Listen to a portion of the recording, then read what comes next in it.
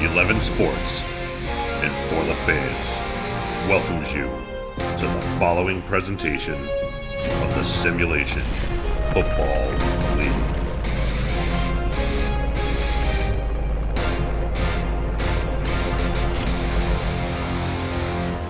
Interstate 95 connects Florida and connects these two rivals in their ninth meeting tonight on the Crowd Play Game of the Week.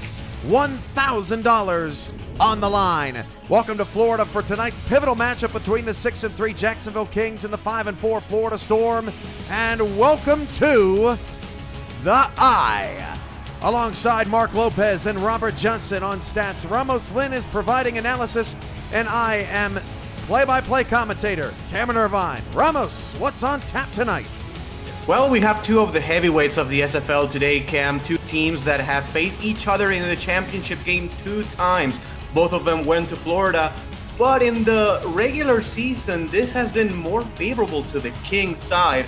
If Florida wants to win this game, they need to protect Ron Cochran. He has gotten sacked 27 times this season. That's 3 a game. So if the Storm want to win this game, they have to protect number 3, because if you face 2nd and 15, 3rd and 20, you can forget about it. Coin toss coming up. Florida in their all dark blues. They call them their prime time uniforms here under the lights with the bright blue numbers. Jacksonville's got the all white with the purple numbers and the yellow paw prints down the side. The Kings call heads. Christensen, more specifically, their quarterback. It is heads. Jacksonville will kick the football to start tonight's game, and kickoff comes your way in 60 seconds. Don't go anywhere.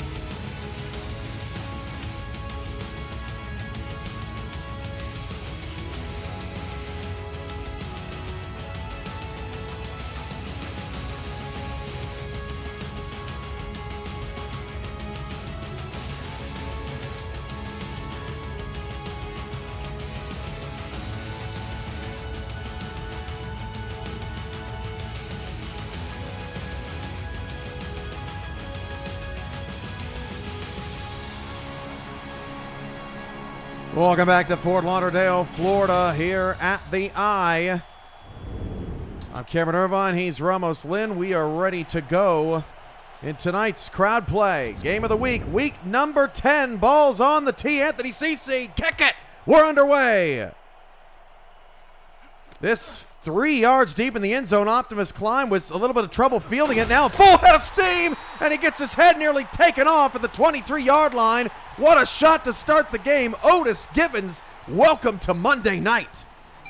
Trying to set the tone for this game, Cam, as Jacksonville, they are known for hitting hard and early. The Kings 6-3, the Storm 5-4, both teams in the thick of the playoff picture, and Ron Cochran, who was harassed extensively in the first meeting between these two teams, drops back to pass and fires it outside of the fullback on the first play, a 3-yard pickup. That is Noel Cap with the reception, brings up 3. You know, and that's what Ron Cochran needs to do. He needs to just throw the ball quickly and get it out of his hands quickly, because Hunter Norwood and those guys are coming for him. 2nd and 7 at the 26-yard line. Just underway here. Jacksonville out of the nickel look, and Cochran is going to be sacked. We were just talking about it. And coming around the corner, Taekwon Hale brings him down in his 6th season. You know, and I cannot really blame the play call. That's a screen pass, Cam, and it's basically designed for you to contain that pass rush, but that's just how quick and strong Taekwon Hale is. Now quickly, 3rd down and 13 for Ron Cochran. 4 wide, 2 to either side. Cochran in trouble, gets the throw away. It's caught in double coverage. Oh, Jeff Como continues to be the king killer for the first down. Yeah, what an unbelievable throw, what an unbelievable catch, and very lucky, to be fair, that got in for a catch and a first down. What a great play. That might be Cochran's best throw all season. That was the degree of difficulty on that. Insane. 1st and 10 at the 34-yard line for Florida. Moving the sticks. Quick throw. Como caught near a first down. And the tackle made by the rookie, Clay Jones. And Florida moving the ball now very close to midfield now, Cam. I would like to see in 2nd and inches maybe a run here to J.W. Doyle and try to get that first down. Cochran out of the shotgun. Doyle off to his left. J.W. in his 5th season in the league, 3rd with this Florida squad. Cochran going to throw again. That pass is dropped over the middle. Mark Myers, the intended target, brings up 3rd and short.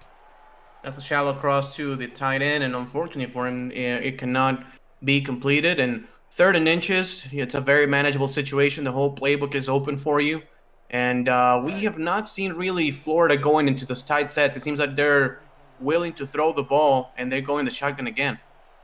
Stephen Bush, top of the screen. Optimus Klein, bottom of the screen. The 2 leading receivers on the squad, along with E.J. Minson and Jeff Como. Doyle off the left. He goes out into the flat. Cochran going long. That pass is caught. Klein, Optimus Klein, another king killer from the past with the reception. 4 for 5 is Cochran to start.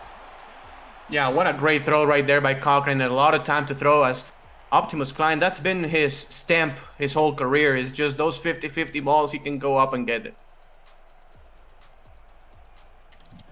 On the offensive front for Florida, center Deontay Stoneville, one to watch along with Claude Luge at tackle. Tight end Veridin Zarkov also involved in this passing attack. Cochran's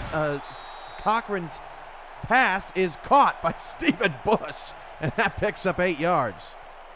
Yeah, and I really like, again, that this Florida style of offense right now is just putting your guy in the shotgun for obviously extra time in the pocket and exploiting that middle of the field where the linebackers are with your wide receivers. I think it's a very good, strategy right now for Florida in their first drive of the game. Ron Cochran is 9th all-time in SFL history, 27,559 passing yards. A really, really good night for him. Could get him over the 28,000 mark. 2nd down and 2. Hand off to J.W. Doyle. He's got a first down. Runs over 2 people. Oh, bring the shovels, because Doyle just dug Jacksonville a hole. Wow, what a run by J.W. Doyle. Unbelievable. And Cam, a nickel defense against the strongman J.W. Doyle. And when that happens, there's going to be a nickel corner against one of the strongest running backs in the SFL.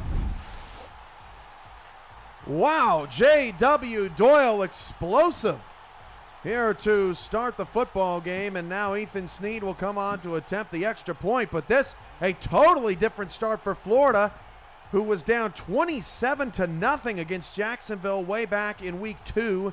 That was the Kings home opener. Florida ended up losing the game 27-7, and they have flipped the script here as that extra point with no pressure on Snead is up and good. A 76-yard, 8-play drive for Florida to get on the board first. Yeah, and this is what great coaches do in the SFL. Cam is Mighty is one of those great coaches. They just learn from their previous matchup, and then just it's a lot of watching film, a lot of trying, a lot of testing, and this is what they do. First drive of the game, they score a touchdown, and they are in the driver's seat.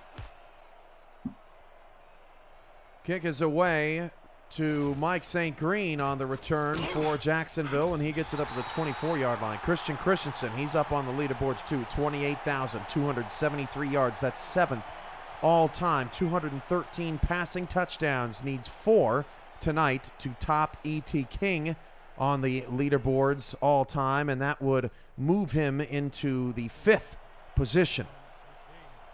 1st and 10 at the 24. 2 receivers, that's Gossett in the slot. Grayson Willis at the bottom of the screen. Jared Willis, sidecar right in the backfield. Christensen fires it off the head of the defender. That is John Nevels, picked up in week 7. Nearly got a pick off the old noggin. 2nd and 10. And that's a power formation with two tight ends, and Florida going in a nickel defense. So they really want to get some speed on the outside because we know that Jacksonville likes to, throw the swing pass to the running back or throw it outside. So they want a lot of speed. But look at it, it's man-to-man cam. I would like to see Willis on the far sideline with a screen or a swing pass here. 2nd down and 10, and Christensen's going that way. Ramos-Stradamus is 1 for 1, and Jared Willis picks up 9. Crowd play is active and live. Just got a most recent question of who's going to have the most receiving yards tonight. And I'm not sure, but if you win it, you can pick up 10 points, add to your total. We'll be keeping you up to date on the leaderboards all night because Ramos winners get money, the top 50. Walk away with a prize tonight, and I believe first place, it's well over $100. I know that. Jared Willis has the first down to the 40-yard line.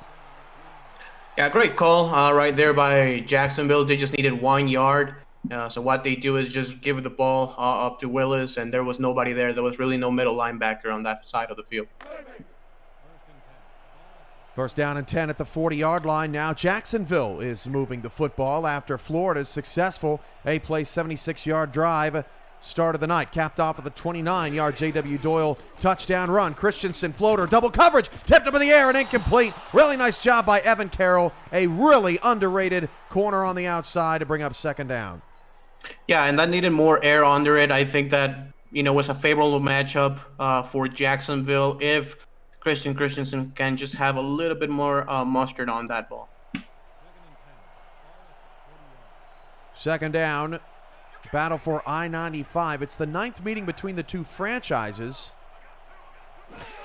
But not all of those came when these two teams were in Florida, as Jared Willis picks up 8 to bring up a 3rd down and 2.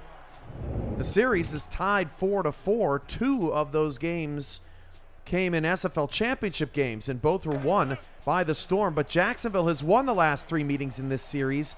Ramos, it has been 534 days since Florida last beat the Kings. Yeah, and it's unbelievable. It's been, so long since those championship games, 2 of the most impressive games for Florida in their history. Oh, we got some highlights in the vault from that game, Ramos, and I always see the presentation of old and just need to find a barf bag. No, but it's great, and it's great to see where you're coming from, and those graphics and everything. They were so great for us back in those days, and I honestly miss them. I think they were great and hold a lot of nostalgia to it. Jared Willis picks up 7. Nice tackle at the end of the play by Andrew Francis. Been active tonight, but a 7-yard gain. Started out early with the passing game of Christensen, but they really settled in here with Jared Willis. Yeah, because they've seen that Florida is going a lot with man-to-man coverage, so they liked that matchup in the middle of the field, basically a pulling guard or something like that against the linebacker, and Jared Willis can run behind him. Keep an eye on this terrific offensive line. Guard Dave Barr tackles Ricky Thornton, and A.G. Pennypacker will be opening up holes all night for Willis. Willis gets another first down and gets up to the Florida 32-yard line into field goal range. Wrap up by Eric Hammer. And a good, again, job by the offensive line, as there's nobody there in the first line of defense, so the linebacker and then the safeties eventually pretty much have to come in. Eric Hammer with a tackle, but, they're, with maybe a need of having a safety or something, just creeping in the box to stop this run as they go in the gun straight. So let's look for some slants here to Jack Wall. Man coverage here. First down and 10 for Jacksonville. They do throw the slants. Wall dropped the pass. Wall led the Kings in receiving last week, and a rare drop from him. It was open, 2nd down. Yeah, and a good throw here by Christensen because he throws the ball early, so it gives chance for Wall to be in front of the linebacker, catch the ball, and get some positive yardage. Unfortunately, number 81 was unable to make the reception. Mike St. Green trying to see behind. He's standing behind Hunter Norwood. Just move, young fella. The rookie doesn't realize Norwood blocks the sun. Outside pass. Willis out of the game. That is a reception to Allen Urban, the backup, as this drive has been kind of drawing on. 3rd and 10 coming up. Yeah, and Jacksonville has to be very cautious here. It's a 3rd and 10, and likes to put a lot of pressure and drop everybody in coverage in those types of situations. So they don't want to be sacked and they don't want to throw an interception. I think if you're Jacksonville, you're throwing the ball underneath and see if you can get yards after the catch for a first down. 3-2 look for this Florida defense trying to get off the field. Christensen going down the middle, looking for St. Green, incomplete. Little bump down the field. Not sure we're going to get a second look at it, but we'll probably see CC instead.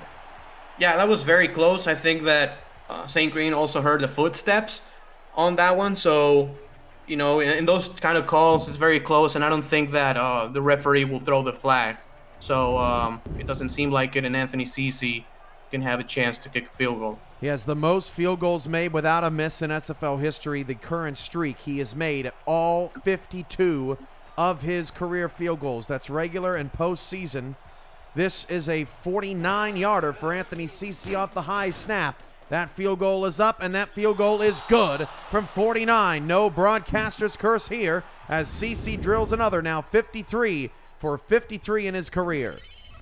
Yeah, and that's a key part of this Jacksonville offense. You know, they bring him from Chicago, and he's so good a kicker, and that's exactly what the Kings needed. The battle for I-95 continues in a moment. You're watching the SFL's Crowd Play Game of the Week on 11 Sports and For the Fans.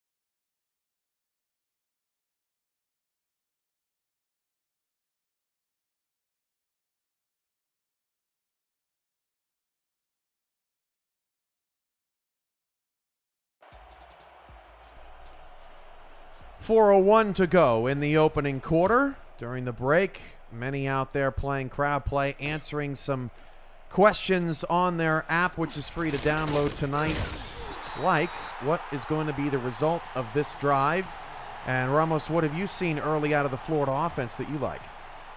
I think that they have a great game plan right now, Cam, as far as Ron Cochran is getting rid of the ball extremely quickly. They are not allowing the pass rush to get to him. You know, one screen pass got blown up and he got sacked. But other than that, you know, he has a lot of crossing routes and he has a lot of quick reads to go through. 1st and 10 on the 21-yard line. That was a 12-play, 44-yard drive for Jacksonville that resulted in that field goal. J.W. Doyle discards Rain Rie back from injury, and we saw Jacksonville last week. Ramos got all sorts of turned around without Rie in the game. He's a pivotal piece. Yeah, he is, and especially when the Kings defense goes in this nickel set for the majority of the snaps, they really need that slot corner. Check that. Bernard Gooden was the guy that got dropped there, but Rain Rie back out on the field this week. 2nd down and 8 at the 22-yard line. Cochran fires it inside to Klein. That's knocked away by J.W. Lawless. Tough assignment for Lawless, trying to cover Klein going down the middle, but nice job there to force 3rd down. Yeah, I agree, and I think he had a read over the middle of the field, so I think another receiver was a better target, but either way, good job by the linebacker, J.R. Lawless, on making that deflection. And they go 4 wide, Cam. Look for, again, some slant, something over the middle here. Cochran changing the play at the line. 3rd and 8, dropping back to pass, a variety of routes on this tree, and that is short of the 1st down. Stephen Bush makes the reception. What a brutal tackle at the end of it. The defender was still lying on the ground there at the end of the play. I hope he's all right. He just forced a punt.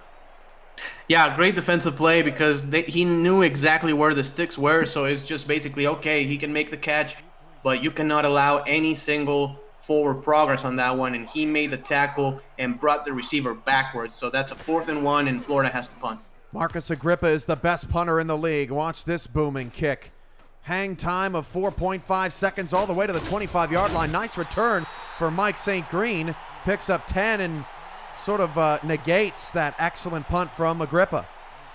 Yeah, and Agrippa can be an absolute weapon when, you need that coffin corner kick and you need to put somebody inside the 5. But Jacksonville now with a possibility of just taking over the field position battle. The crowd play ding just now with some more questions. First down and 10 at the 35-yard line. 3 receivers, hand off to Jared Willis, and Willis will pick up 2. Here at the end of the quarter, try to beat the crowd. A person to answer the questions correctly and the fastest will win an instant cash prize, and that comes your way at the end of the quarter, so don't miss out. Yeah, and it's very fun. I have not been able to win any beat the crowd, but because they're very quick guys, but it's always a lot of fun trying to get the correct answer in there, and you can win $10 right there. Second down and 8 at the 37-yard line. 2 in the backfield, handoff. Jared Willis gets picked up and thrown down for no gain. That is big, sexy Alex Dominguez in for the stop. Yeah, Alex Dominguez, who has had a quiet season for Alex Dominguez's standards, but still one of the best defensive players in the SFL and so good against the run, and you saw it right there. 3rd and 8, Cam, they're going the gun straight. Let's see if they can target Gossett here. Last time they went gun straight, it was defended well from Florida. This is Trevor Swain, and he's 1 yard short of the first down. A combo tackle inside there, led by IB Lurkin, and it brings up 4th and 1. And we're seeing basically mirror drives, Cam. Obviously, Jacksonville only got a field goal to Florida's touchdown, but we saw a very successful drive by Florida, then a very successful drive by Jacksonville, moving the ball very well. And then back-to-back drives where, they could stall 1 yard shy of the first down. Bunts away for the Kings. This at the 19-yard line, return by Klein up to the 24-yard line. Well, this Florida Storm team was not always in Florida, as we mentioned. They came from Alaska, and owner Max Paul wanted to keep the team local, so he moved them from Alaska, where they won 3 titles, to Florida and Fort Lauderdale. This season, they've given up the least amount of passing touchdowns of any team, 10. But Ramos, they've given up 11 rushing touchdowns this season, 5 more in any season in the last 2 years. That has been kind of the Achilles heel of this defense, as Doyle picks up 3 yards, Lawless on the tackle. Yeah, and ever since they moved to Alaska, obviously they've been a very good team, but they have not made the playoffs actually. So I wonder if they missed the cold and that home field advantage that they got, especially when they went against warm weather teams. Second down and 7 at the 26-yard line. Storm up 4. Punted on their last drive. Cochran, long pass, is out of bounds. Rare miss there for Cochran. I'm not sure if Klein ran a bad route or that pass led him too far out of bounds, but either way, results in an incompletion. Yeah, it was just a lack of communication, but they're challenging this one. Yeah, and we did not get a good look at it, but it did seem that it was just a little bit out of bounds, but we're going to get, hopefully, a better look at it. Let's take a look. Klein is way out of bounds. Is Max Paul serious? Yeah, that's not close. I'm sorry, but I don't think I've ever seen Max Paul have that bad of a challenge. That somebody get him a new prescription. Yeah, the white lines is not part of the football field, unfortunately. Wow. 3rd down and 7. That was a bad challenge there from Florida. They lose a timeout. 35 seconds to go in the first quarter. And now Cochran going 4 wide, 3 to the top of the screen. And they run slants, and that pass is caught. That's the tight end, Veridin Zarkov, with a first down to the 36-yard line. Cochran is 8 of 11 for 73 yards. Yeah, good read by Cochran, and the linebacker turned his hips, and he was completely out of the play, so just an easy pitch and catch for a first down. And I would like to see, actually, they going to the run a little bit more, Cam, here to the far side. It's nickel defense against basically 7 blockers, including the fullback. Last play of the first quarter, Ron Cochran's sidearm throw. That's Zarkov again, and he will end the first quarter with back-to-back receptions. J.R. Lawless with another tackle. And the battle for I-95 through 11 minutes of play is a good one. Jacksonville 3, Florida 7. You're watching the SFL's Crowd Play Game of the Week on 11 Sports and for the fans. Just getting started. Beat the Crowd is next.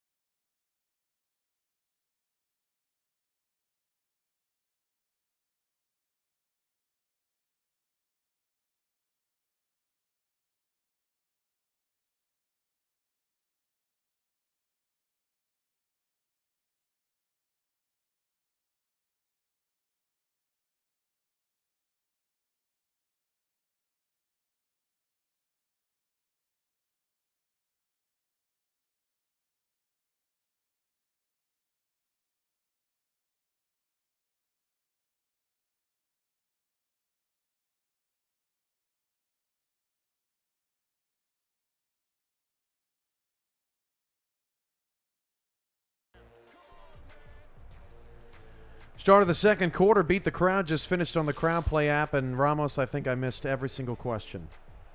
Yeah, I think I did too. It's hard. Coach Craven just won Beat the Crowd of 5.7 seconds. Congratulations to Coach. Back here in Fort Lauderdale, Florida, Cameron Irvine, Ramos Lynn with you on 2nd down and 4. Ron Cochran's pass is complete to Stephen Bush for a first down to midfield. Succo Lamano on the tackle. Yeah, and that's another cross pattern here for Bush, and he's putting his wide receivers, Cam, and we are seeing it so far with those, crossing patterns between the linebackers, and they're really liking that matchup. Clay Jones and J.R. Lawless have to do a better job in pass coverage. First down and 10, nickel look here for Jacksonville. 4 receivers, 2 to either side. Slants again from Cochran. That pass is off the leg of Stephen Bush. I'm not sure if it got deflected prior. Clay Jones playing an important role tonight defending those middle routes, and it brings up 2nd down. Yeah, and actually went through the arms of Clay Jones. He had a chance of the interception, but unfortunately he was unable to make the catch, and then almost caught by the receiver. 2nd down and 10 here, Cam, at midfield. Let's see what they do. Maybe they can run it here to Doyle on the near side. Last time it was a touchdown. Cochran 10 of 14. Doyle just 2 carries tonight, but 32 yards. That pass is knocked away by J.R. Lawless, and already that is 9 incompletions tonight combined for both of these quarterbacks. And I have a feeling these linebackers, Nevels and Hammer for Florida and Lawless and Jones for Jacksonville, are going to have a busy night. Yeah, same, because obviously they're going a lot of crossing routes, crossing patterns, slants, stuff like that. And, I wonder if at some time you even put a safety to help on pass coverage. Klein isolated at the top of the screen, defended by Michael Sprouse, who's got his hands near the grass here as Cochran fires it over the middle, pass caught by Bush, but again, short of the first down. We've seen that a bunch tonight so far. Clay Jones, another tackle. Bush's 4th reception. That was another crowd play question tonight, which receiver is going to have the most receptions, and that brings up a 4th down. Another punt from Agrippa. May we see our first coffin corner of the evening. Yeah, and it will be really huge if they can get it, but because Florida's defense really settling down in this game, so if they can get the ball inside the 5, it could be a safety danger here for Jacksonville. And this one will actually die at the 14, they say it went out of bounds, so not the best effort there by Agrippa, and that's where Christensen will start his third possession. He's just 3 for 7 for 16 yards so far tonight.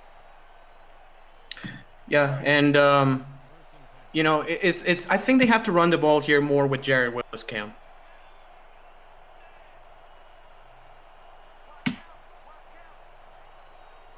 First down and 10 at the 14-yard line. 2 in the backfield, and it's going to be a Christensen pass. He will flip it out to Jared Willis. Oh, Jared Willis gets crushed. Ryan Tobin with a big tackle, 3-yard gain. Yeah, being hit, and basically Ryan Tobin is going to be the safety responsible of stopping those types of plays. Last week we saw Jeff Malinishin for Louisiana stop those kinds of plays, and now it's going to be Ryan Tobin's responsibility. But look here in the near side, Cam. Willis will take a handoff, and Dominguez ends up bringing him down. Raymond Jones III, another former Wildcat in this game, slowed him down. Another 3rd and 6 coming up here for Jacksonville. The Kings are 2 for 4 on 3rd down. Yeah, and I was going to say on the near side because there was a lot of room there, but that's the short side of the field, so maybe not a lot of space, and a good defensive play here for Florida. It's going to be interesting with a gun formation here to see if Jacksonville dares to throw the ball inside to those linebackers. Again, at dime 3-2 look here for Florida. Watch the middle of the field. Christensen will fire it, and that pass is caught. Mike St. Green dropped one earlier in the half, but picks that one up for a first down to the 29. Good read by Christensen, and he did not panic on that one. He actually for his routes to develop and found the open man. Very good for him and a first down, as Jared Willis has 9 carries, and I will expect for him to get about 25 in this game. 8:23 to go in the first half, and Ken Gossett and Grayson Willis have a combined 2 targets and 0 receptions, as Jared Willis says goodbye to the defender and picks up a first down to the 39-yard line. It looked like whoever that was got sucked into a tornado. Yeah, and that was Evan Carroll, as we're going to take a look at the replay. Good defense by Evan Carroll on getting there in time, but Jared Willis too strong and too quick and breaks the tackle for a first down. Good drive here by Jacksonville, already 25 yards on this. Jared Willis, 60 all-purpose yards on 11 touches. He has gotten the football here early and often, unlike J.W. Doyle. Stephen Bush leads the way in receiving for Florida with 28 yards on 4 grabs, 5 targets. 1st and 10 with 8 minutes to go in the first half. Christensen will throw, has plenty of time over the middle. Jack Wall caught, 9-yard pickup. Francis on the tackle, but Jacksonville gets to their own 48. Yeah, and again, both offenses, both quarterbacks throwing the ball very quickly. We've seen only 1 sack in this game, and this is 2 of the best defensive lines in the game. With a 2nd and 1, I would like to see another Jared Willis run here to pick up this 1 yard.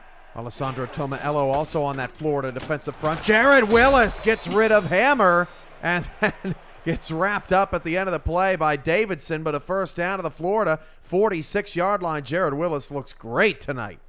Yeah, he really does. He looks with a lot of stamina and very energized, especially because they are not giving him the ball on, 60-70% of the plays. It looks like, they're spreading the ball around to Jack Wall, St. Green, Grayson Willis, Ken Gossett, and just trying to spread the love around. Christensen hit as he threw. What a pass. Jack Wall, first down to the 33-yard line. That was the best throw of the night from Christensen.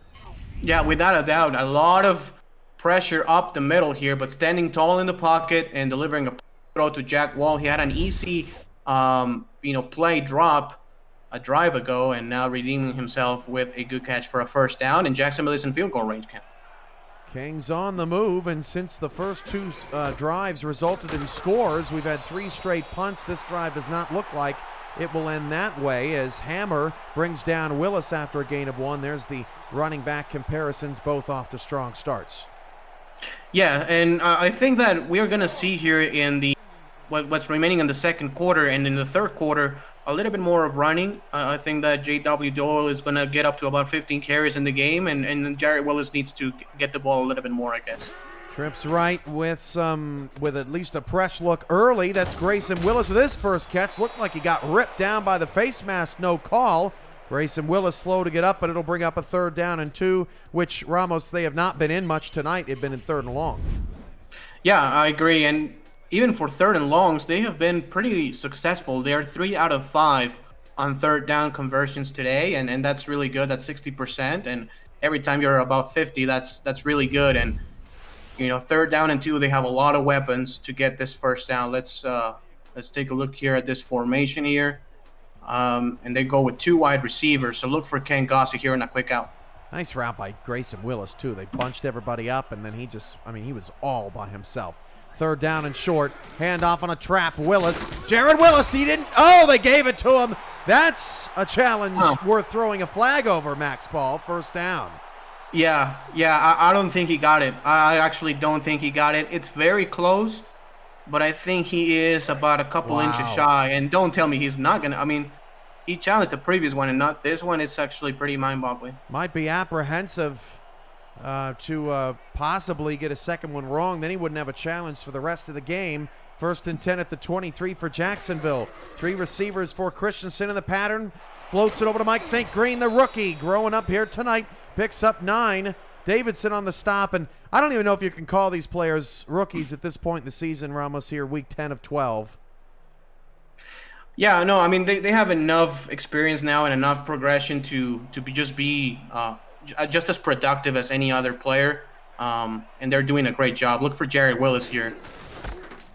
And off, Jared Willis gets away from 2, inside the 10, down to the 8-yard line. His arm is angry.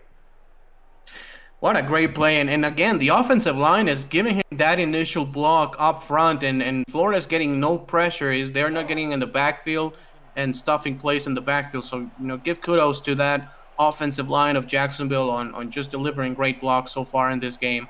And look for Jack Wall again here in the middle of the field. Christensen started 3 for 7. He's completed all 6 of his passes on this drive. That pass is knocked around and incomplete. There's the broadcaster's jinx. Knocked away by Francis, brings up 2nd and goal. And the pass was intended to Jack Wall, but I think it was thrown a little bit late. And Christensen very, very lucky that wasn't intercepted. On a 2nd and goal, you have 8 yards to go.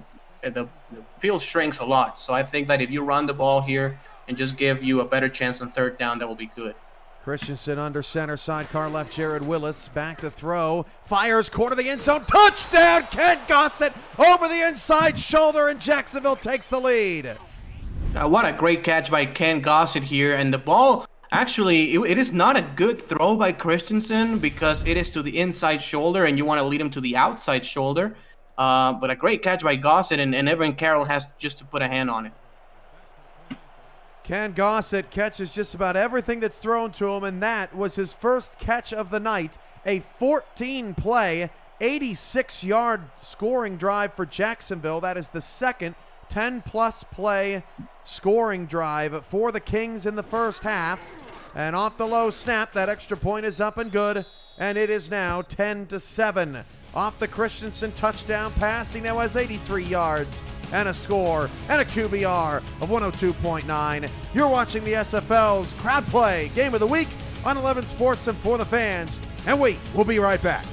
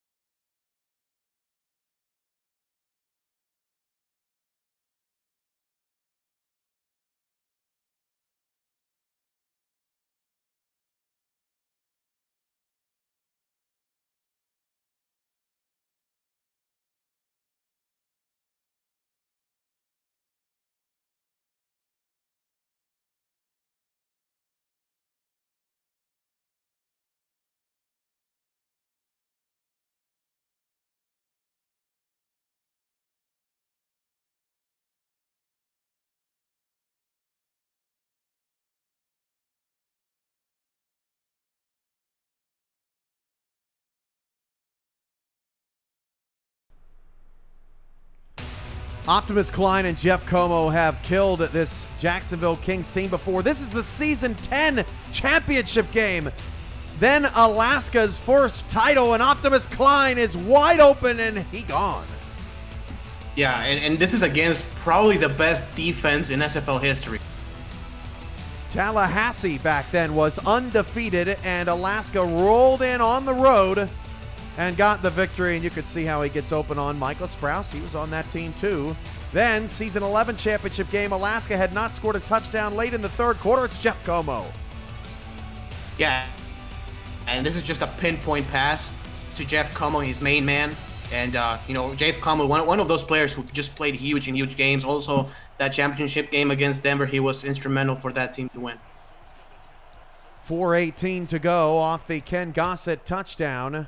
We'll see if Optimus Klein and Jeff Como can do some damage on this drive. Klein on the kickoff return, gets up to the 23-yard line. And also to note, a couple of terrific receivers in the game tonight. That's Klein and that's Gossett. Gossett is third all-time with 10,255 yards. Yeah, and Optimus Klein, maybe by the end of this season, is going to also approach the 10,000 yard marker. 2 Hall of Fame wide receivers, and still going strong after many seasons. Not a lot after the top 5 active on the leaderboards. Boo Chisholm is next at 11th as J.W. Doyle loses a yard, but just a further look at those leaderboards, that's all-time, regular, postseason, and it's quite amazing, those 4 going strong, especially Gossett and Klein tonight. Yeah, and, obviously they get help because they have played so many playoff games. They have been just so good for their teams for so long in those playoff games, too. Second down and 11. Doyle takes the handoff after the 1-yard loss. He's upset, picks up 5 yards on the play. Alex Bond, haven't mentioned him tonight much. He lays a hit on Doyle. He's slow to get up. 3rd down and 6 coming up.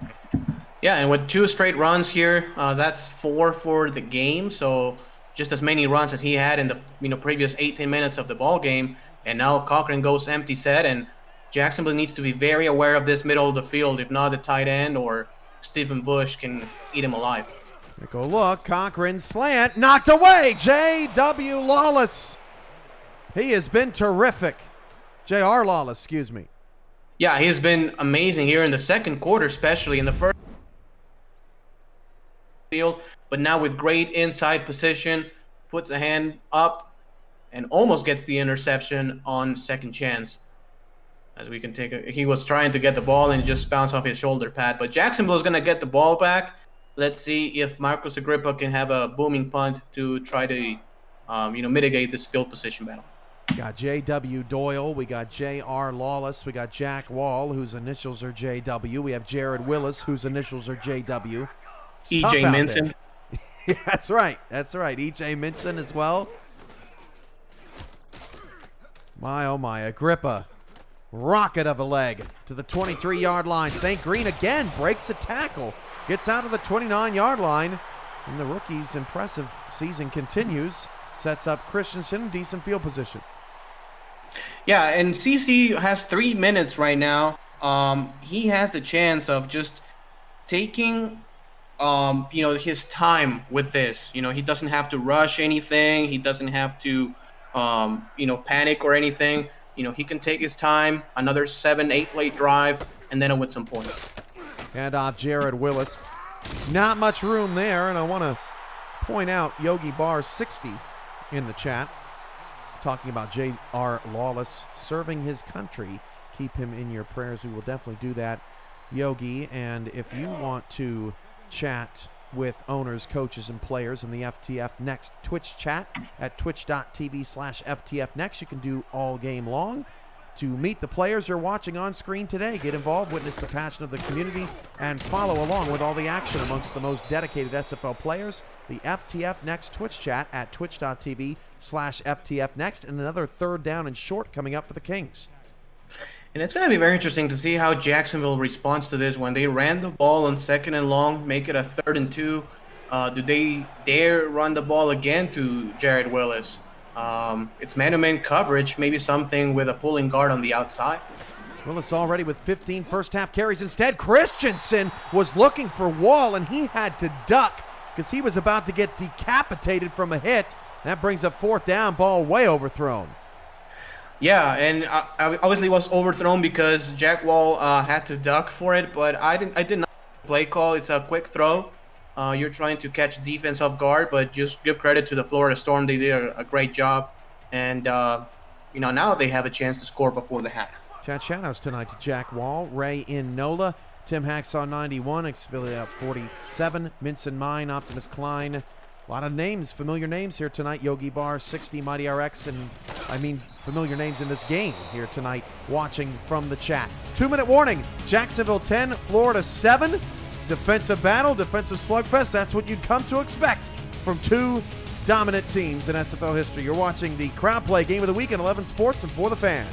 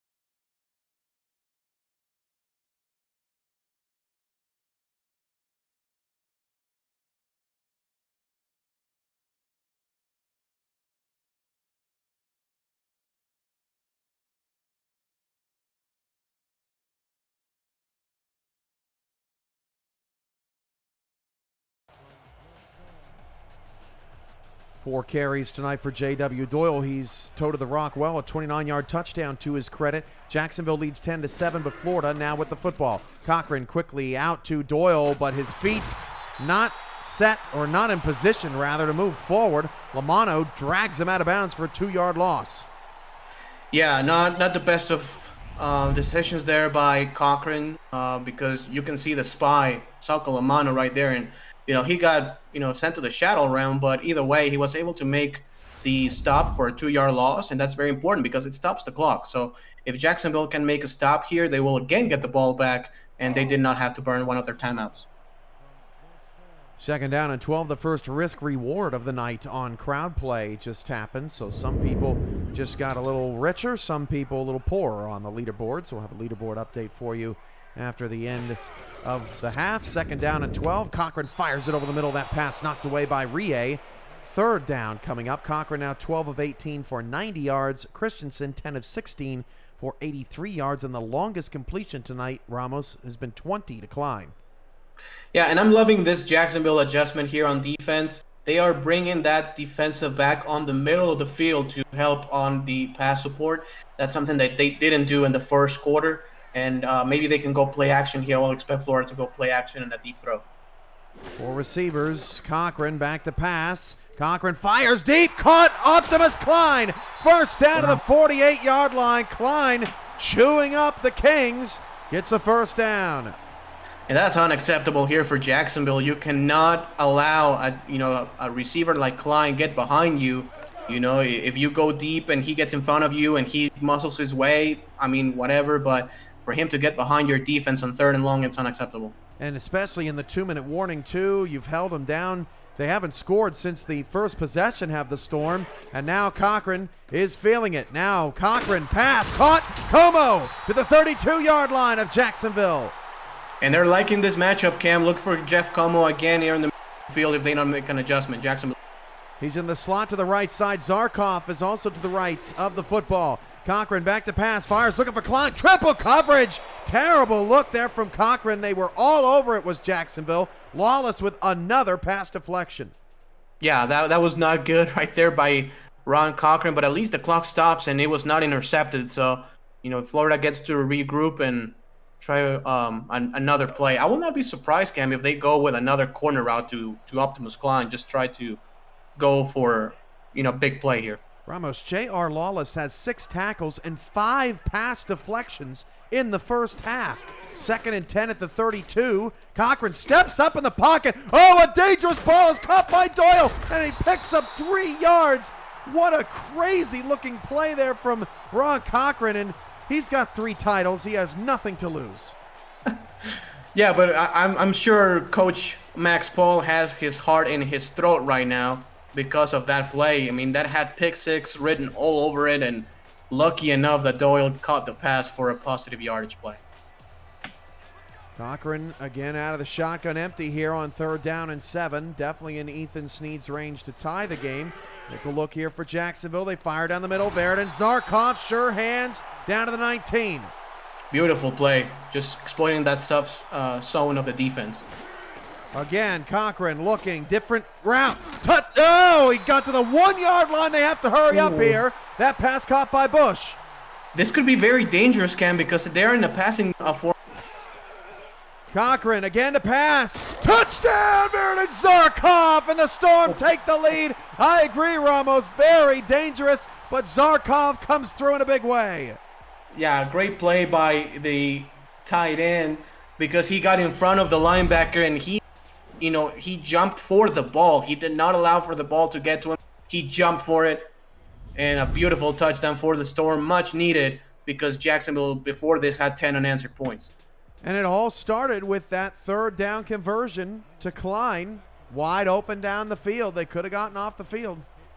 Yeah, they really didn't, and this could be very, very important for the rest of where we have only gotten 24 total points, and every single point that you can get is just going to be very crucial. Extra point is good from Snead, 14-10. Florida now over Jacksonville. That's the 3rd touchdown reception for Zarkov this season. Bush and Minson also have 3. Como has 4. Klein has 5 for the very balanced Florida Storm, now up 4. Yeah, and Jacksonville is obviously hoping for a good return here and see if they can get a big play to try to kick a field goal. Obviously, they have one of the kickers in the league. So, with great receivers, you may still have a chance for points if you get a good return. St. Green returned a touchdown against Louisiana last week in that loss. Gets it up to the 24 there. 16 seconds left, 3 timeouts. I'd hand off to Jared Willis, see if he can break one. Yeah, I agree. If the return got past, the 5-yard line, I will try to fight for something. But in this situation, I agree with you. Either, run to the outside or a swing pass or something and just take it to the hand. Jacksonville led for a good chunk of this half. Christensen going to throw. Wide open, Jared Willis. Can he get out of bounds? Yes, he can with 10 seconds left on the 39-yard line. Blown assignment there. Yeah, and now it became very interesting, Cam, because with the ball at the 40-yard line, you still have 3 timeouts. You can, get about 5-10 yards to set up a Hail Mary, or you can try something deeper, even in the middle of the field with, 10 seconds to go and try to kick a field goal. So it's going to be very interesting to see what Jacksonville does.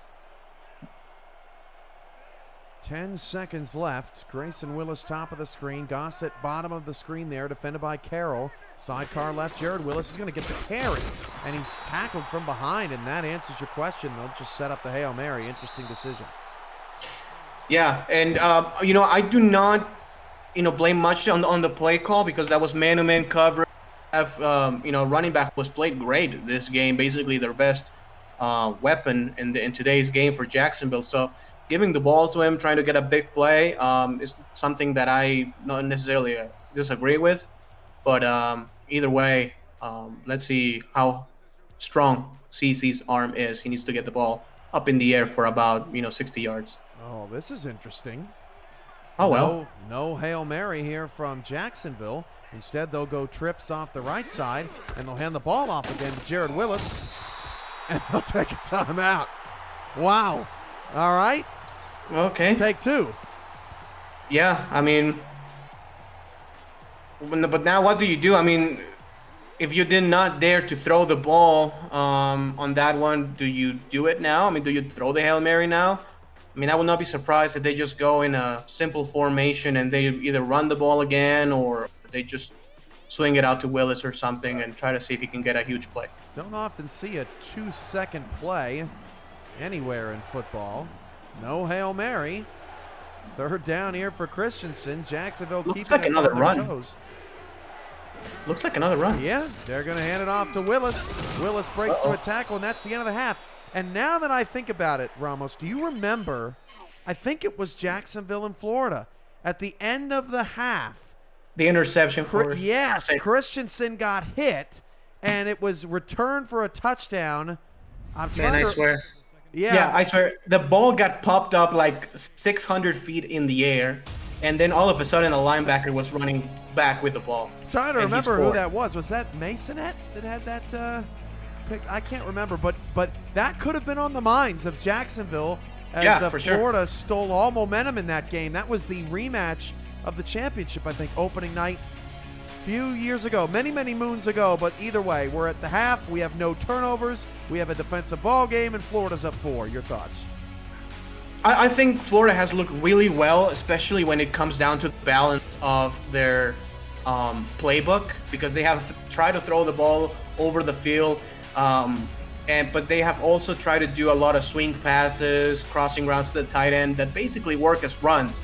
So, I like the balance, and I like how Ron Cochran, number 1, has not gotten sacked, which is very important, and number 2, has not thrown an interception. He has kept the ball, and that's a big reason why Florida has a 4-point lead at the half. Max Paul in our game day chat room sending us the player of the game. I have to admit, I wasn't sure, but I did call it. Alfredo Masonette in that game had 6 tackles, and then he had the pick 6 off the Hail Mary at halftime that Christensen tried to throw, and instead the ball ended up in the hands of Masonette, and Florida ended up winning that game. So there you go. I mean, I think that's why Jacksonville said, you know what, we're just not going to toy with this tonight. Yeah, no, I mean, we are content with a 4-point deficit, and we're just going to take it to the half. Max Paul stepping up. Does he know his Storm history or what? Yeah. Reset the timeouts. Here from the Eye. Beautiful night here in Fort Lauderdale, Florida. Not a lot of primetime games in this stadium, but it is gorgeous, all lit up. And Florida at 5-4. They are trying to catch Jacksonville, who's at 6-3. Mexico City in that mix, 6-4 after the comeback victory for your squad, Ramos, in Tulsa earlier this week. Kick is away. From the 2-yard line, Mike St. Green. And St. Green will sidestep a defender, get out to the 26-yard line. Yeah, and speaking about Tulsa, they're a great team. I mean, the defensive line is no joke. They have one of the best players ever in history in Gabriel Manning, who is always a headache to stop. And, he got us deep for a couple of big receptions. And, the Desperados are a handful for sure.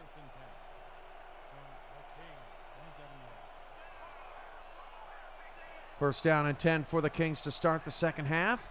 Ball on the 26. The handoff goes to, Jared Willis. And Willis loses a yard. Lucky that they gave him just a 1-yard loss. Raymond Jones, the third, destroys in the backfield. And Florida was expecting that one all the way. We are not going to get a blitz with both linebackers on the A-gap. So they were for sure expecting that inside run out of Jacksonville and did not get fooled. I would like to see Jacksonville go with another inside run here, though, Cam. Second down and 11. Unbalanced line there to the right for Christensen. They will pass. Dumps it short to Gossett. And Gossett picks up 7, almost hiding behind the Florida defensive line.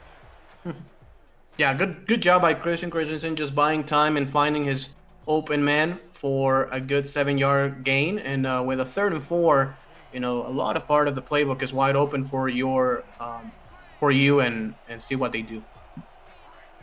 3rd down 4. Gossett all alone at the top of the screen. Christensen will fire it out. Out route Gossett. Nice route to the 44-yard line. A pickup of about 12.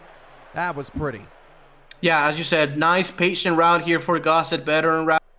Just waiting, and then cutting to the outside for a big gain in the first down as Jacksonville is trying to start this offense off strong. Gossett's third catch of the night, rather. He's got 3. Wall's got 2. Mike St. Green's got 2. Grayson Willis with 1, and Jared Willis with 3. Good balance there. Grayson Willis catches that pass and takes a heavy shot from Francis, but an offside will probably be accepted. Yeah, we'll accept this one and take him 1st and 5 for sure. Well, Jacksonville has to be pleased with the start of this second half. Went 12 plays, 44-yard drive for a field goal in the first, a 14-play, 86-yard drive ended in a touchdown. But what's interesting about the Kings tonight is their 3 other drives have ended in 4 plays, and nothing much has come of them. Yeah, and they have to be, Jacksonville right now in this drive, they're in midfield. They have to be patient here. Oh, Gossett again, inside shoulder, snags it with one hand, picks up 3, nearly got a first down. I don't know if I could say he's my favorite receiver in the league, Ramos, but he never ceases to amaze me. Yeah, he's definitely up there. He's definitely up there for one of the best ever in SFL history, to be fair. Look for. I don't think that's Willis. I think that's the backup. But look for him here in the middle of the field. 2nd and 1. They'll hand it off. It is Jared Willis playing tricks on the eyes. Gets a first down to the Florida 40-yard line. Picks up nearly 10 yards. And an update to the crowd play leaderboards here tonight. Chris Cohen and Justin Ellis, top 2 right now as we enter the 3rd quarter. A good job here by Jacksonville as, they are driving the ball methodically down the field. They're not making many mistakes. This is the 7th play of the Kings drive. Christensen going middle, looking for Wall. Oh, the official took a tumble. That looked brutal. Incomplete pass. He almost did a backflip there. Brings up 2nd down. Yeah, that's why maybe officials need to have also, shoulder pads and helmets and stuff like that. They just put their body on the line against those 240, 250-pound linebackers. Some lunatic that's just tired of his job and wants to quit would just crush somebody if they had those things on. Best just not to touch him. 2nd down and 10 at the Florida 40. Jared Willis takes the handoff, and Willis loses 2 yards. Looking just a tad sluggish here on the drive. Combo tackle there for Florida, 3rd and long. Yeah, I have to agree that he looks absolutely exhausted. I think Jacksonville has an empty set, no running backs, maybe another gun straight, and they have to, give Jared Willis a couple of plays to just regain some stamina. Willis has 24 touches already in the ball game. Christensen on 3rd and long, pass caught, but it's going to be short of the first down. Trevor Swain. That's the 2nd time Swain has come up 1 yard shy, and the Kings have a decision to make here. Because Jared Willis is not at full stamina, Cam, I will kick the field goal. I mean, they're going to keep their offense on the field, but Jared Willis being tired is something that is of huge concern here if you're at Jacksonville. I agree, and he's sidecar right here against the unbalanced line, but look at Florida, all on the line, 8 defenders right on the line of scrimmage on this 4th and 1. I don't think Christensen likes the look that Florida's defense has given him, and here in the 2nd half, he's going to end up burning a timeout, and Florida's defense stays prepared. Anthony Cece coming out. Yeah, and, we know Cece is pretty much automatic. That's his nickname, Automatic CC. And, Jacksonville getting within 1 point is going to be important for them, especially when it's the first drive of the 2nd half. That will give them a lot of confidence. Yeah, Willis's usage has to be a concern. Meanwhile, for Florida, Doyle has 4 carries, just 6 yards on 3 carries since he got the 29-yard touchdown on his opening tote, but he's got fresh legs for sure. Always a fresh leg. Anthony Cece, 47 yards out. He's already made a 49-yarder tonight. This was a 4-minute opening drive for the Kings to start the 2nd half. And Cece's field goal to make it 54-54. He nails it. It's good, and it is a 1-point game. Yeah, great kick by Cece. Good job by the special team so far of Jacksonville. Throughout the game, to be fair, they've had a strong outing.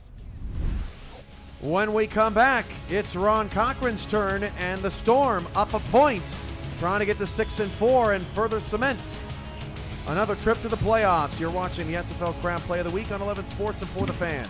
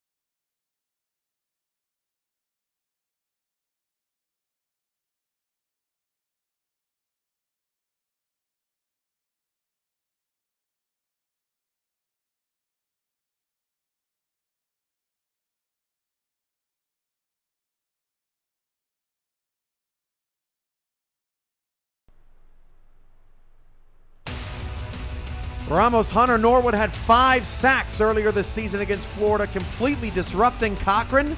He's been quiet tonight. Yeah, he really has. And Florida has done a significant job on allowing Ron Cochran to just get rid of the ball quickly, quick reads and everything, because as you can see on those replays, Cam, he is holding the ball a little bit too long, and he just dominated one-on-one all game long. All of this coming out of gun straight plays. As you can see, no protection from anybody in the backfield, and Ron Cochran was under duress all game long. So we are seeing in this game, he has a running back to protect him a little bit and stuff like that, and back-to-back plays, as you can see right there, where he just put a lot of pressure. He did not get the sack on that time, but the pressure was tremendous all game long, and that's why Jacksonville won that game 27-7. Yeah, even when they weren't getting sacks, they were definitely causing a whole bunch of problems as Klein gets out the return. But not only is Hunter Norwood quiet tonight, Taekwon Hale's actually the only defensive lineman with a sack tonight. We haven't heard anything from Dominguez or Mike All or anybody. Yeah, we have not heard anything from any defensive lineman. The offense has had a great game, like both sides. We have only seen 1 sack, Taekwon Hale, and it was basically on their second play of the game. So we've gone about 30 minutes of gameplay with no sacks. J.W. Doyle picks up 4. Solid run there as Klein actually got thrown down by Clay Jones. A little bit of unnecessary roughness at the end, and then gets punched in the elbow. How you going to take that, Optimus? Maybe he's gonna find and look for retribution here in the next snap. The rookie feeling adventurous tonight, poking the bear. 2nd down and 6 at the 27. This is a shotgun look for Cochran. He's 18 of 26 for a $159 so far tonight. Changes the play at the last second. Fires an out route to Bush. That pass is caught near a 1st down. 3rd and short. Says hello to Trevor Swain on the sideline.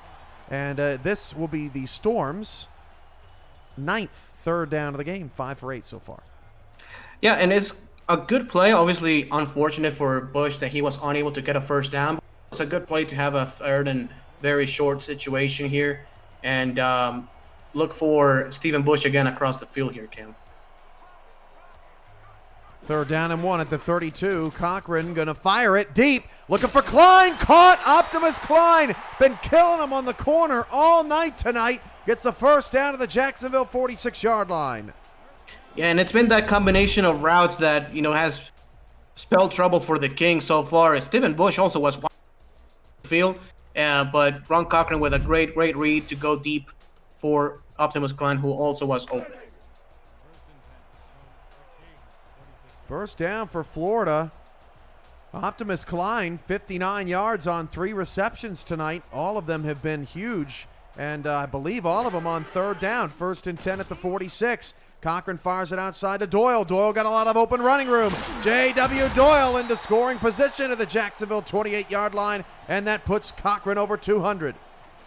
Yeah, and Ron Cochran has been absolutely unbelievable as far as consistency and not making mistakes. He is 21 out of 29 right now for 103 quarterback rating because he has no interception. So what he has done has been just get rid of the ball quickly and not throw it to the white guys.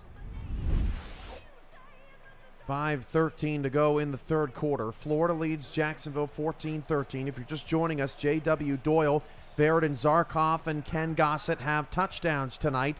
CC's added a pair of field goals from 49 and 47 yards out. And Cochran's going long here, and it's caught by Bush! Touchdown, Florida! Yeah, and that corner just got mossed on that one, Cam. That's the first time that they try to go to Bush on a corner route. Basically, has been the guy who's done those shallow crosses and short outs. But this time he goes deep. Ron Cochran finds him, and Stephen Bush doesn't wait. He just jumps up and gets it. Bernard Gooden burned on the route, and Florida has their largest lead of the evening. With Snead's extra point coming, it would be up to 8. Remember, there was a crowd play question earlier tonight that asked you what the largest lead in the game would be. This would be it thus far. Snead waits for the snap, and the extra point is down and good. 21-13, Florida on top of Jacksonville. If you're new to the Simulation Football League, you are watching the first controllerless esport where strategy and AI instead of thumbs determines outcome. Teams submit game plans prior to the simulation and the results play out live in real time with hundreds of viewers turn players, scouts, coaches, and team owners on the field to create an all-new kind of virtual reality. Visit simulationfl.net for more information. Snead boots it away from the goal line. St. Green on the return. St. Green angles left and is wrapped up pretty quickly at the 23-yard line. Back out come the Kings. Yeah, and they come with a fully, stamina. Jared Willis, I think he has to get the ball here on the first couple of plays because, you need to get that offense going. 7th drive of the game for Jacksonville. 3 have ended in points. 3 have ended in punts. Still not a turnover here tonight at the eye. First down for Christensen. Fires it quickly over the middle, and that pass is knocked away. John Nevels with the deflection looking for Gossett. Yeah, and the linebackers have been so good for Florida ever since the second quarter. They have really not allowed the receivers to get across their faces and get many catches. So kudos to the linebackers on making deflections and making big hits for incompletions. And for those watching at home, Ramos, we don't often or always see quarterbacks throwing all of these very quick passes. We've seen that throughout the night, and we'll maybe kind of dive into the coaching a little bit more after this play. Jared Willis is smashed by Raymond Jones, so a 3rd and long coming up. And that's because of these lethal pass rushes. So what do you do as a coach when you face a defense like that? You need to make sure the quarterback gets rid of the quickly. Like he gets quick open reads, because against those defenses, if you get sacked and you face 3rd and 17, 3rd and 20, then the interceptions can come in and it just snowballs from there. So, whoa, Christensen looking for St. Green and just, quite frankly, miscommunication. St. Green not ready for the pass. Would have been a first down, and Jacksonville goes 3 and out with a punt.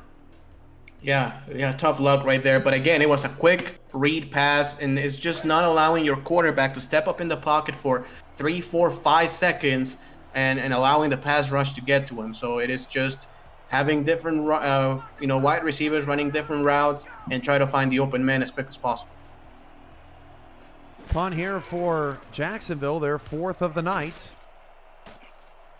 And Optimus Klein stands back to return from his 41, gets it up to the 45-yard line. This game is so critical to the standings. You see Jacksonville is 5th, Florida is 7th. These are not updated from the last game, but Sioux Falls is now up to 3rd at 8-2. Baltimore sits at 7-3. That's who Jacksonville's trying to catch right now. Yeah, and it's just a complete dogfight here in the just midfield, basically, for every team, fighting between 5-4, 6-3, and this is far from over. Hand off J.W. Doyle, and Doyle's got a first down. Succo Lamano cleans it up at the end, but J.W. just following some great blocks. Yeah, and he's not as quick as Jared Willis or, some of the very knows how to follow his blocks. He's a former fullback, so basically understands how the lead blocking works. And just just very methodically and very patiently waits for everything to develop in front of him. Bush is out of the outside. He caught that touchdown pass, mossing Bernard Gooden, but Gooden now well off him here. First down and 10. Cochran fires over the middle, double coverage, but Bush boxed out the defender and picked up 7 yards. Another great game for Stephen Bush, the former Desperado. Yeah, and he's been really a key component of this offense ever since Robert Merrill found a new home in London. He's just been a receiver who you can really depend on. Very good hands and a very quick, shifty receiver. Offside, free play. Cochran steps up in the pocket. That pass is caught. First down. Again, a very quick throw. Not even testing deep. Stephen Bush with another reception. Yeah, and this is going to be the Klein for sure. Cochran now 23 of 31 for 239 with a QBR of 117. And the Storm trying to pull away here. Yeah, and this has been Ron Cochran's, I would say, maybe best game of the season, considering the circumstances. You know, we spoke about how he has gotten sacked 27 times this year, which was sixth most in the SFL, and he has battled with an interception bug and everything. But, you know, so far in this game, you know, as clean as it can get against a very stingy Jacksonville defense. First down and 10 at the 29 out of the shotgun. Cochran will dump it off to Doyle. Nobody open down the field. Michael Sprouse makes the stop on a 1-yard loss. Yeah, and you cannot really fault Ron Cochran for that. You know, you are trying to obviously push the ball downfield, but if nothing's there, it's better to dump it off to your running back, see if he can do something instead of throwing the ball into double or triple coverage. Second down and 11 at the 30. Top of the screen, Cam. Look for top of the screen, one-on-one, a lot of cushion. And they're going for a fade, and they're going for it all, and it is knocked away. Oh, and then a big hit from Bernard Gooden. Cochran wanting the flag, but the ball was tipped, so free game. They tried to test Bernard Gooden again, and this time he answers the call. And that's Jeff Como with his big 6'6" frame against an also very tall corner, and Bernard Gooden not only gets the swat, but he gets the crushing hit on number 13. Wow, a double dip there for Gooden. Yeah. And I can't blame Cochran. Second and 11, you've been in third and long before. You kind of know what you're going to do there. Take a shot. Yeah, last time it worked with Stephen Bush for a touchdown. Yeah, it was, and that was from 28 yards away. This from 30, so very similar spots on the field. Third down and 11, trips left now here for Cochran against a nickel look. Cochran going long again for Como. It is caught for a touchdown. Oh, Jeff Como does it again. Wow, unbelievable. What a throw by Cochran, too. I mean, because when you have those plays, it's very easy to just, you know, overthrow the receiver or short arm it and get intercepted. But this is a drop in the bucket as Alex Bond had good coverage, but not good enough. That time Gooden let him go, and then Bond just could not get over there fast enough.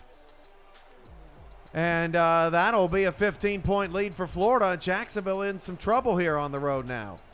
Yeah, they really are in some trouble because they have scored 13 points all game, and now you're asking them to score 15 in about 13 minutes a game.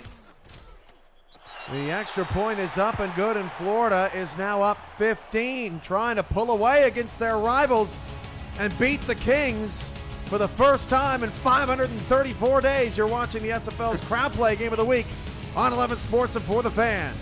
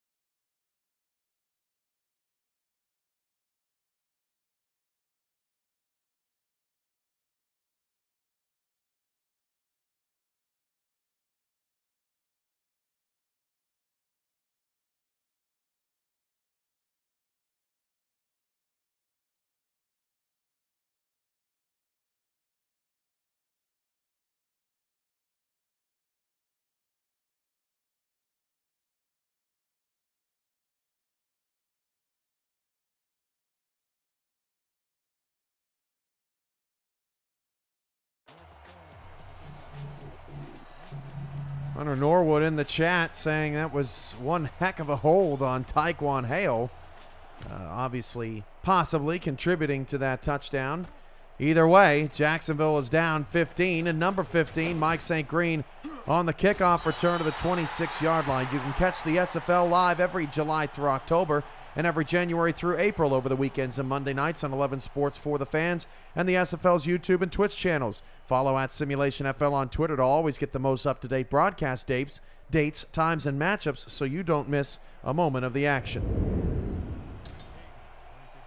Look, I'm, you know, this defense is very interesting, Cam. They have everything, like, you know, tied together in the middle of the field. And they try to run it into a crowded box, and Willis only picks up one. How much more can Jacksonville go to Jared Willis? And it's funny because early in the game, Jared Willis was owning Florida. He's down to 3.3 yards per carry. Yeah, and on 23 attempts, so I mean they have been given all, and Florida has been very, very good time and time again. His longest run of the game is 8 yards. And off again, Willis, nothing. 3rd down and 9. And wow, that's going to set up Christensen in a difficult situation. Note from Mark Lopez, one of our statisticians tonight, all of Florida's drives that have resulted in scores under 10 plays. Yeah, and on 3rd and 9, it doesn't seem that Jacksonville has shown many plays that can go 10 yards. Nope, and here again, they're trying it. Deep, caught Mike St. Green. That was all about protection from Dave Barr, A.G. Pennypacker, and Ricky Thornton, among others. Yeah, the offensive line coming up clutch, and St. Green coming up clutch at crunch time. Great. You can see the slant pattern. Yeah, and just in front of the safeties right there as he jumps in for the catch.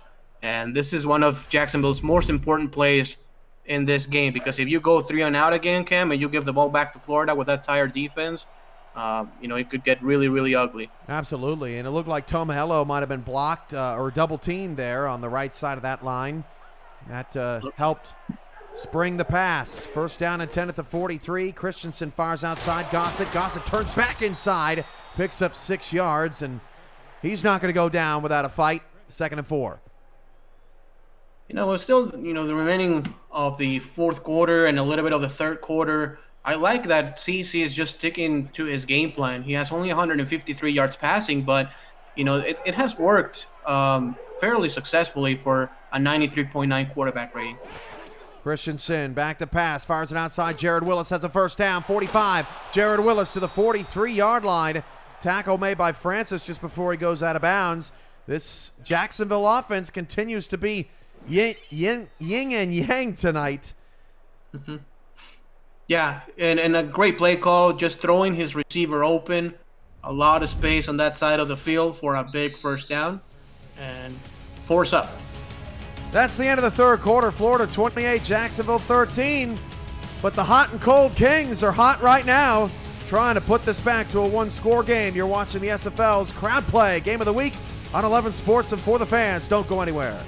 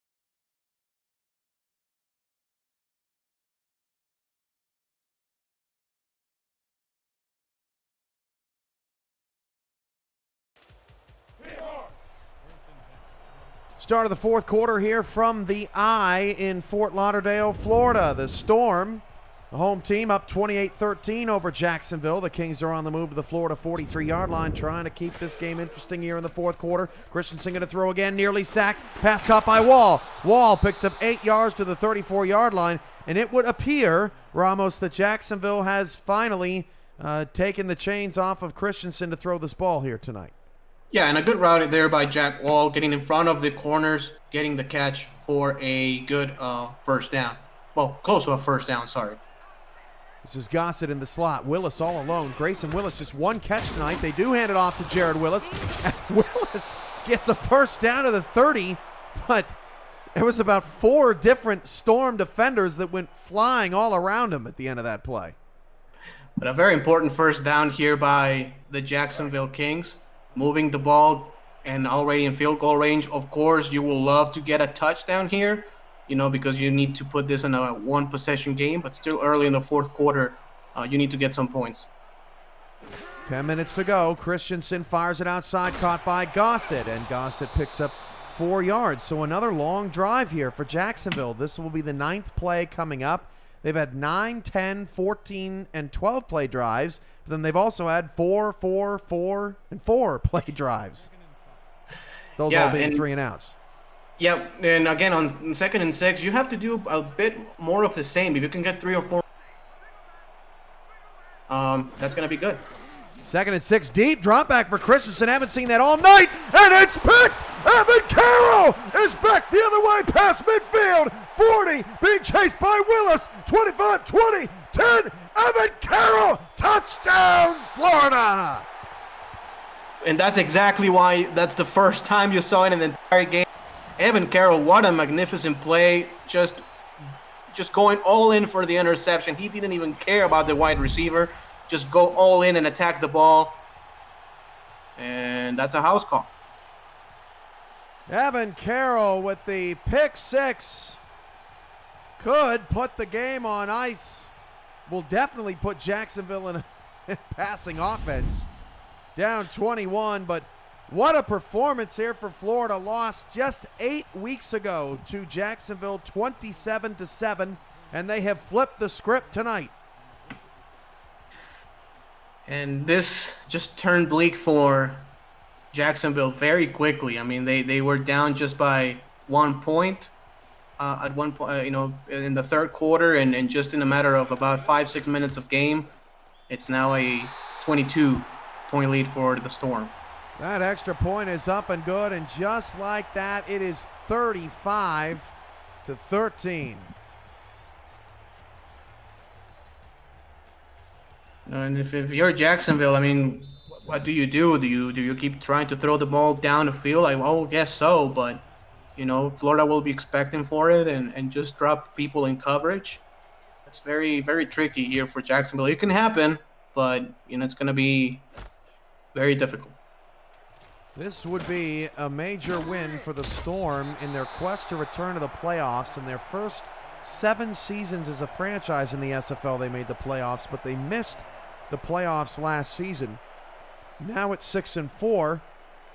It'll be a 3-way tie with Mexico City again if Florida can hold on to the game tonight. They would also force Jacksonville down to 6-4 and then let the tiebreakers commence. Florida did not play Mexico City this year, a rare season without those two meeting, and this is Jared Willis not in the game. No, I mean, he was tired of trying to chase Evan Carroll down. Ah, you're right. And, he was the guy, him and Goss, basically the guys trying to chase him down and try to stop him, so he definitely needs a couple plays to regain his stamina. He's back in the game. Willis with 29 total touches tonight for 123 yards. 2nd down and 5. Christensen going to throw again. Christensen, where is that going? Out to Gossett, lost a yard. And this deep passing attack for Jacksonville has been completely eliminated tonight. Yeah, and that's Evan Carroll dominating here in the past couple of drives, as that was a bump and run coverage, and Ken Gossett just completely just destroyed out of his route. 3rd down and 6. Do they dare to run the ball here? No, they'll throw out to Grayson Willis, but he can't get past the sticks. Oof. Ah. And it hurts a lot because Jack Wall was wide open. By the way, Evan Carroll with his 4th return touchdown off an interception. He is one of 8 players in SFL history to have 4 pick 6s in a career. And Carroll also, now with 43 career interceptions, is tied with 2 active players, Brady Clark of Houston and Max Jackson of Las Vegas. And Jacksonville almost conceding here a bit, punting this football away with 7:50 to go. Kings a little defeated. Florida 35, Jacksonville 13. The Kings need a huge stop defensively. We'll see if they can get it on the other side of the break. You're watching the SFL 11 Sports and For the Fans.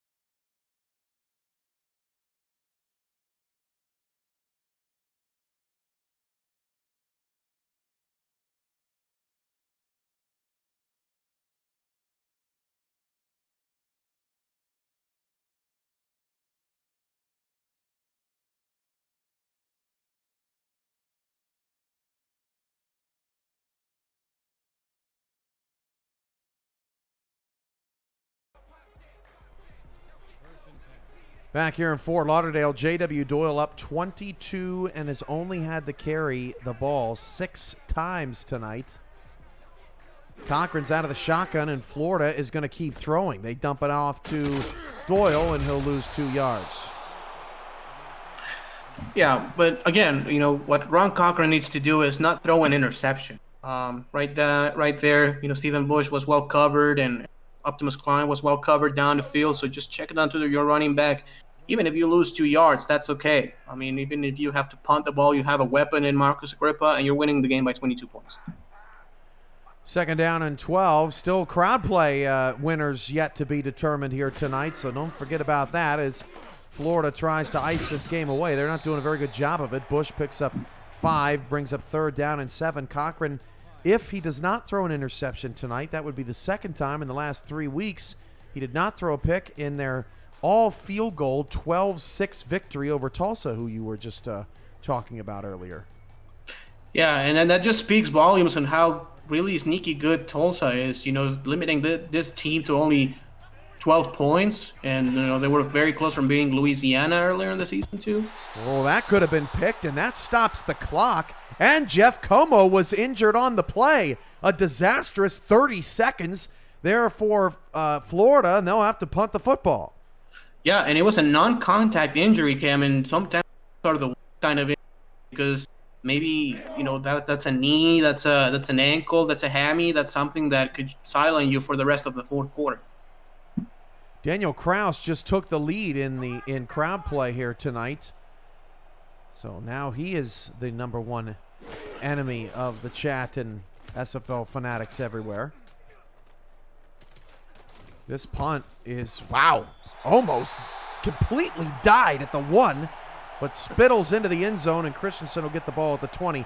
So where are we going next week, Ramos, for the crowd play game of the week? Well, we're going to Vegas, baby. Vice Wars is Las Vegas will be trying to save their season at 4-6.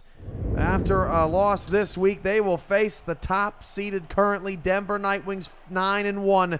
These are rivals, and earlier this season, Denver blew out Las Vegas, but Ramos, earlier this season, Jacksonville blew out Florida, so anything can happen. Yeah, absolutely, and these are teams that know each other extremely well.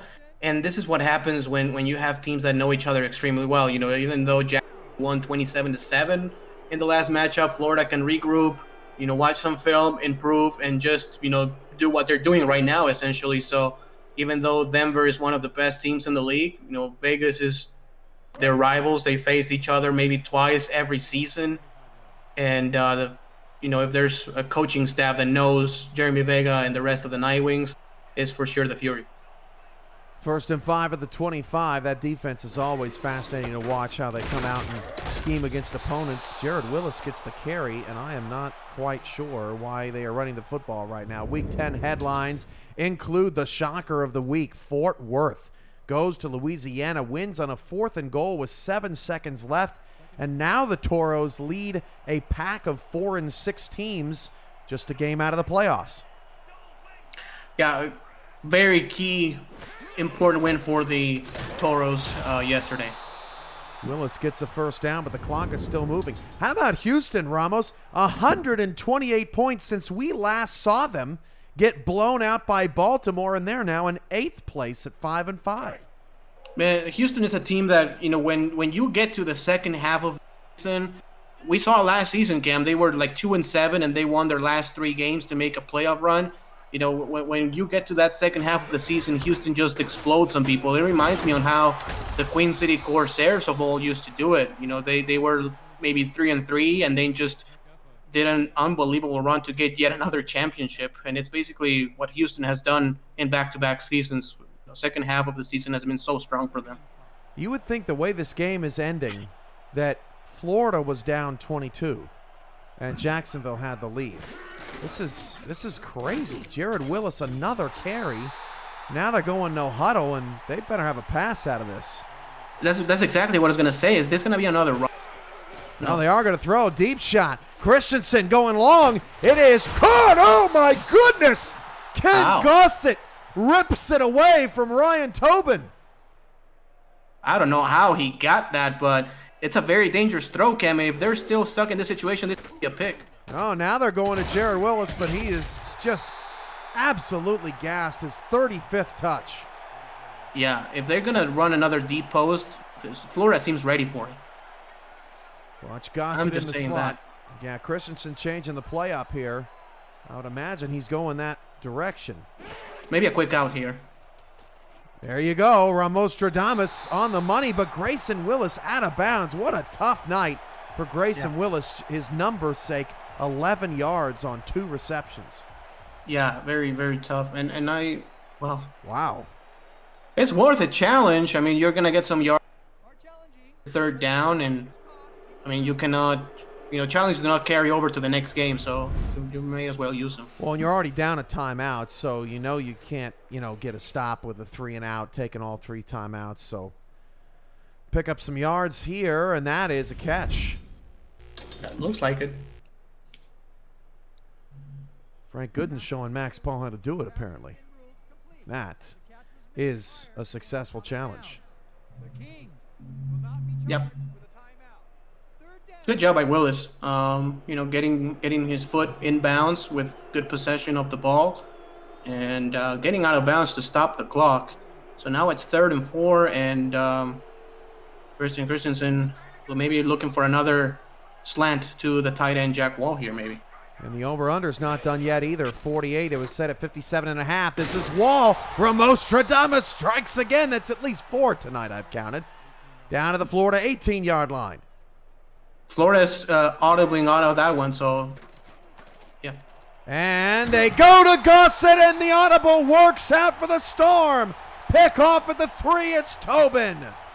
Yeah, beautiful job by the Storm. They had man-to-man coverage on the previous play, and they said, no, that's not working. Let's shift it out to zone, and Ryan Tobin does a beautiful job undercutting the route and getting the interception, and this looks all but over. Well, next week, Florida goes to Charleston, who suffered a shocking loss to Portland last night. Then the Storm come back to host the Louisiana Revolution. There is going to be some serious seeding on the line there. And shout out to Florida tonight. This will be their first victory of the season over a team with a record above 500. That'll help out that rough 380 strength of victory down the stretch. Doyle picks up 7. Yeah, that's a very important run here for J.W. Doyle, because if you get tackled for a loss, that could have been a safety. So that gives you space if you have to punt the ball for Marcus Agrippa to have more room. But if I'm Florida, I'm running the ball again, and it's working so far. So maybe running the ball here on the top side of the field, on the far side of the field. This game was 14-13 in the 3rd quarter. Just incredible. Doyle takes a carry. There's Hunter Norwood for the first time tonight, we call his name. And remember, Mighty, it was a 4-minute drive to start the 3rd quarter for the Kings. They come away with a field goal. They're only down a point. And the game just got away from them. Yeah, it just did. And when they looked to come back, it was when Evan Carroll got that interception, and that was basically it. Because if Jacksonville gets a touchdown, it's still a 1-possession game with a lot of game to go. But, that interception by Evan Carroll just was the end of it. Now the community's going to end on a losing streak. 59.6, the Who You Got community poll from our Discord server. And Doyle will have Agrippa punting from his own end zone after the 2-minute warning. But 59.6 thought Jacksonville would come on the road, take care of business. But the Florida Storm back in a big way. They started the season Ramos 0 for 3, now 6 and 4. They've won 6 of their last 7. They might be the hottest team in the league right now. Yeah, you have to say so. Right there with Houston, I will say, and Denver, I will say those are the 3 teams right now that cannot be stopped. 2-minute warning. If you're playing crowd play right now, this could be the difference between being a big winner and a big something else. You're watching the crowd play game of the week on 11 Sports and For the Fans.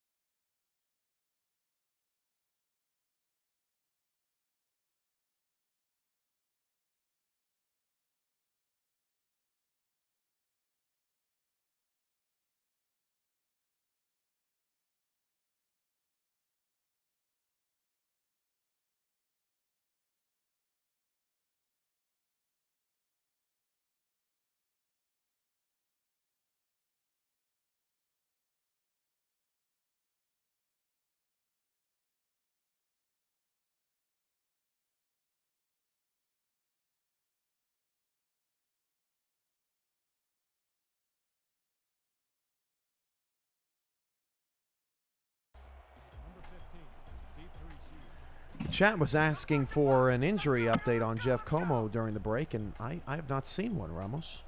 No, it seems that they're just checking on him, maybe in the locker room. No diagnosis yet, but even like with anything, I would just not bring him back. Whoa! Mike St. Green with a double spin on a punt return. Touchdown, Jacksonville! Oh, this rookie is electric. That was brilliant. He is the third SFL player with a punt return touchdown this season. Unbelievable. I was gonna say, Jeff Como, just stay on the sideline. You're not because, but man, Mike St. Green, he doesn't even get touched. We've seen guys like Gabriel Manning muscle his way and break tackles. He did not even get touched on that one. And I will just kick the extra point here, Cam. I will not go for 2. Back-to-back weeks, Mike St. Green has a return touchdown. Just really, getting up to speed of the game. At the beginning of the season, he looked, like a rookie like he is, but in the past few weeks has been instrumental for this Jacksonville Kings. Well, never say never, right? Yeah. That was a wild return.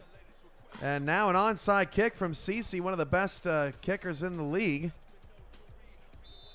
That's now 3 touchdowns for Mike St. Green in the last 2 weeks. He had a receiving touchdown last week as well. Let's see what CC can do on the onside. Down 15.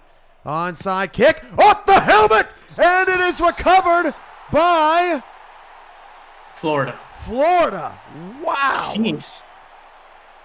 And I swear, I was gonna say, it doesn't look like too many guys like with hands other than the receiver number 89, Galliano, and he was the one who just fell on the ball, but that was very dangerous and very scary for Florida. I mean, that ball pinballed right back into the line of Jacksonville. I don't know how Florida recovered that onside kick. That pass is, what are they doing? Ramos, that pass is caught by Klein for a 3-yard gain. And out of bounds, and if Cochran is half a second late, that's a pick 6.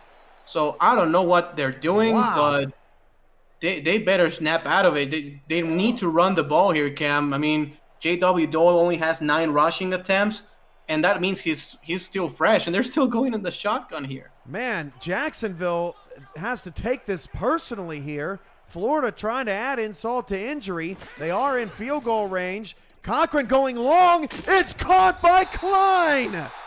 Unbelievable. Unreal. Pour some salt in it. Yeah. Isn't this rivalry something? 4-4 all time. Jeez. This is. I think Florida will kneel it though. Yeah. But this is one of the most, and there it is. There's the kneel. It's one of the more fun rivalries in the league. It's right up there, especially with that championship history too. Most rivalries do not have that. Yeah, no, for sure. When you talk about great rivalries in the SFL, obviously you think more is one of them. You think Mexico City, Houston, you think Jacksonville, Florida, of course, and some others, but this is the one rivalry. This is the only rivalry that has multiple championship game history. So absolutely. Same state, same state. And it's the I will not be surprised if teams for both teams, Storm and Kings, are neighbors. Yeah, and it's the only time that there's ever been a championship rematch of any kind as well. All of the championship matchups have been different, except for this one. These two have played twice. Back-to-back seasons. Back-to-back seasons. So Ethan Snead's going to end up having to kick a field goal, which means, Ramos, that if he makes it, we'll hit the over at 55 points here tonight. And a field goal will put it to 58. Isn't that something? Yeah, absolutely. And it will happen because, that's unbelievable. They're always on point. If there's one league that is hard for betting, it's this one because it's just so on point. It's pretty crazy. But anyway, they're gonna get the field goal here, and Florida is going to be up by 18 points. So Yeah, that'll seal it. So we got Vice Wars next week. How about some other interesting games on the schedule? About 5-5 St. Louis at 5-5 Houston. That is going to be interesting. We've got 4-6 Fort Worth. Fresh off that victory over Louisiana, they will host Jacksonville, who will be licking their wounds tonight with a 6-4 record, as Snead's field goal is up and good from 36. So Fort Worth and Jacksonville looks to be a compelling game. How about Carolina, 4-6 at 5-5 Vancouver? That'll be an interesting ball game. What else stands out to you, Ramos? I mean, Andy against his former team in the Carolina Skyhawks. I mean, there are many great games, left in the schedule, not only for next week, but the week after. It's a very interesting and a very compelling end of the season. You have a team in Portland who just won against Louisiana, who just lost. That's going to be very interesting. So there are a few games left. Arizona always has a very good defense against the very good offense of the Sioux Falls Sparrows. Let's see if they can contain the run game. There are many games that are going to be very interesting next week. Taking a peek at Week 12, Houston at Vancouver, a pair of 5-5 teams right now. That could decide everything. We might be there, Ramos. You never know. Last night of the season, as Christensen will fire this outside to Willis, give us a chance to look even closer at Week 12. How about Louisiana at Florida? We talked a little bit about that. That could be a decider of many things. St. Louis, Sioux Falls, Vegas, Mexico City, potentially in that same boat. Charleston, Jacksonville as well. Especially what happens, Ramos, if Jacksonville comes up short this week at Vancouver, Charleston picks up an upset win over Florida. That Charleston-Jacksonville game going to look a lot better than it does this week. Yeah, for sure. And, Charleston is one of the... When they nail it defensively, when those coaches get on the playbook and nail it defensively, they can shut a team down and just rely on Keith Swearigan to take them home. Grayson Willis with that last catch, but spun back inside, and that wraps up the ball game. Florida improves to 6-4 and greatly improves on their playoff chances. Drops the Kings to 6-4, and now three teams with long histories in the SFL, Jacksonville, Mexico City, and Florida, all tied at 6-4 in the middle of the pack, fighting for a first-round bye. Final thoughts on this matchup, Ramos, as we roll through the highlights. Just a brilliant coaching job by the Florida Storm's coaching staff. When you look at Ron Cochran, he was dealing. He was unbelievable. 30 out of 40 for 301 yards, 3 touchdowns, no picks, and a quarterback rating of 121. Stephen Bush was great with 10 catches and 97 yards. And, Jacksonville, for the first 25 minutes or so of the game looked just right in it, but a couple of very unfortunate plays, sealed the deal for the home team. Shout out to Sioux Falls, too. Picked up a 20-17 road win tonight over Baltimore. That's your new number 3 seed for Sioux Falls, currently in the playoff race. Baltimore falls to number 4, and the winner of this 3-way tie will move up to number 5. Also, congratulations to Daniel Kraus. He is the crowd play winner tonight. Micah Ferguson finished in 2nd. And also, shout-outs to Robert Johnson and Mark Lopez, our statisticians, for tonight's game. This might have been the best play of the game, but it comes in another Kings loss, back-to-back now. Yeah, and, we saw a couple of huge plays for Florida. The biggest one, but also when they got that big touchdown to Stephen Bush, is a play that really meant a lot, as well as Jeff Como on that fade route. So Jacksonville at the end could not stop the big play for Florida, and that was basically what sealed it. Ron Cochran had the player of the game. Yep, and there he is. The deep passing game, definitely the difference here tonight. Cochran 30 for 40, 301 yards, 3 touchdowns. Our statisticians were on point, exactly right. 120.9 QBR. We have such talented people in the SFL. For Ramos Lynn, I'm Cameron Irvine. This has been a presentation of the Simulation Football League. Week 11 action begins Saturday on 11 Sports and for the fans. And for all of us at the Simulation Football League, good night from Florida. Thank you.